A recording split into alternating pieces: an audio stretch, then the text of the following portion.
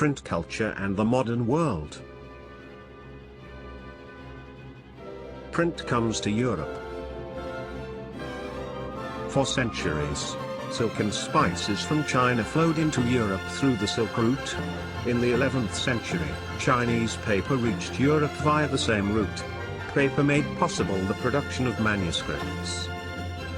In 1295, Marco Polo, a great explorer, returned to Italy after many years of exploration in China and brought with him the knowledge of woodblock printing. Now Italians began producing books with woodblocks, and soon the technology spread to other parts of Europe. Luxury editions were still handwritten on very expensive vellum, meant for aristocratic circles and rich monastic libraries which scoffed at printed books as cheap vulgarities. Merchants and students in the university towns bought the cheaper printed copies.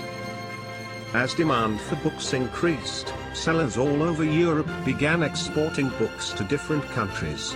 Book fairs were held at different places. Production of handwritten manuscripts was also organized in new ways to meet the expanded demand. But the production of handwritten manuscripts could not satisfy the ever-increasing demand for books. Copying was an expensive, laborious and time-consuming task. Manuscripts were fragile, awkward to handle, and could not be carried around or read easily. With the growing demand for books, woodblock printing became more and more popular. By the early 15th century, woodblocks were being widely used in Europe to print textiles, playing cards, and religious pictures with simple, brief texts. Gutenberg and the printing press. Johannes Gutenberg was the son of merchant.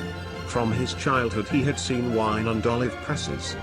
Subsequently, he learnt the art of polishing stones, became a master goldsmith, and also acquired the expertise to create lead molds used for making trinkets. Drawing on this knowledge, he adapted existing technology to design his innovation. By 1448, Gutenberg perfected the system. The first book he printed was the Holy Bible. About 180 copies were printed and it took 3 years to produce them.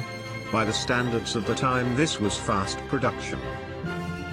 Printed books closely resembled the written manuscripts in appearance and layout. The metal letters imitated the ornamental handwritten styles.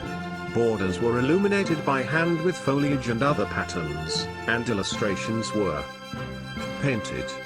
In the books printed for the rich, space for decoration was kept blank on the printed page.